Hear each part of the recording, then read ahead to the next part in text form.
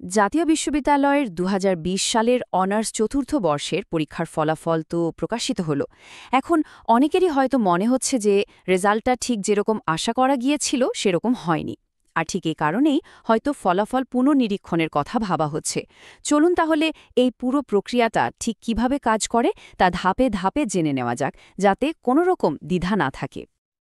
আমরা এখানে যা কিছু নিয়ে কথা বলবো তার প্রতিটি তথ্যই কিন্তু সরাসরি জাতীয় বিশ্ববিদ্যালয়ের প্রকাশিত এই অফিসিয়াল নোটিশটা থেকে নেওয়া।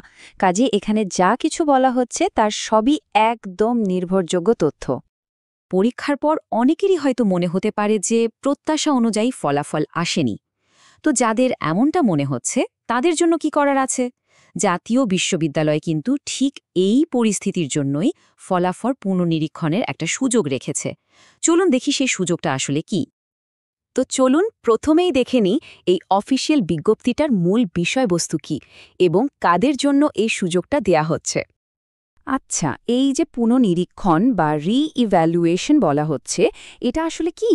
সহজ করে বললে এটা একটা আনুষ্ঠানিক প্রক্রিয়া, যার মাধ্যমে ২০২০ সালের অনার্স চতুর্থ বর্ষের পরীক্ষার্থীরা তাদের উত্তরপত্র আবার চেক করার জন্য আবেদন করতে পারেন।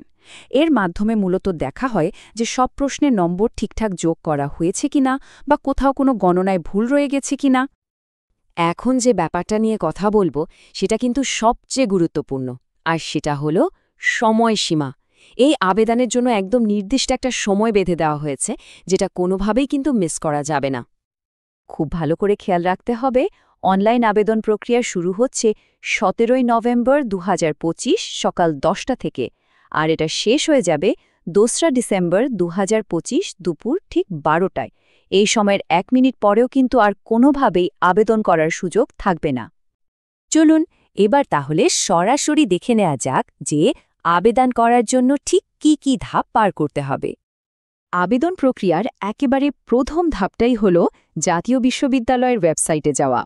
তবে খেয়াল রাখতে হবে, আবেদন করার জন্য কিন্তু স্ক্রিনে দেখানো এই নির্দিষ্ট লিঙ্কটাতেই যেতে হবে। ওয়েবসাইটে যাওয়ার পর কাজটা কিন্তু বেশ সোজা। প্রথমে যা যা তথ্য চাওয়া হয়েছে সেগুলো দিয়ে অনলাইন ফর্মটা পূরণ করতে হবে। ফর্ম জমা দেওয়া হয়ে গেলে একটা পে স্লিপ তৈরি হবে, ওটা ডাউনলোড করে নিতে হবে। আর একদম শেষে সেই পে স্লিপটা ব্যবহার করেই নির্ধারিত ফি জমা দিয়ে দিতে হবে।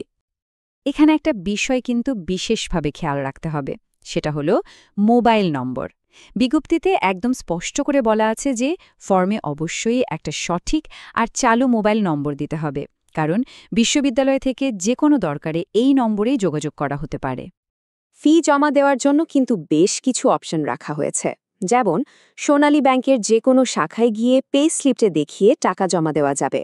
আবার চাইলে ঘরে বসেই অনলাইন পেমেন্ট গেটওয়ে ব্যবহার করে আমেরিকান এক্সপ্রেস, ভিসা, মাস্টারকার্ড, এমনকি বিকাশ বা রকেটের মতো মোবাইল ব্যাংকিংয়ের মাধ্যমেও ফি দেওয়া সম্ভব। এবার আসা যাক ফি এবং কিছু খুব জরুরি নিয়মের কথায়। আবেদন করার আগে এই বিষয়গুলো একদম পরিষ্কারভাবে জেনে রাখা ভালো। প্রতিটি পেপার বা কোর্স পুনর্নিরীক্ষণের জন্য ফি নির্ধারণ করা হয়েছে ৮০০ টাকা। মানে যতগুলো বিষয়ের জন্য আবেদন করা হবে প্রতিটার জন্য আলাদা করে এই ৮০০ টাকা ফি দিতে হবে। আর সময়সীমার ব্যাপারে কতটা কঠোরতা অবলম্বন করা হবে তা এই নিয়মটা থেকেই পরিষ্কার। বিজ্ঞপ্তিতে বলা হয়েছে নির্ধারিত সময়ের ১ মিনিট আগেও যেমন আবেদন করা যাবে না, তেমনি ১ মিনিট পরেও আবেদন করা, পে স্লিপ ডাউনলোড করা বা টাকা জমা দেওয়া কোনোটাই সম্ভব না।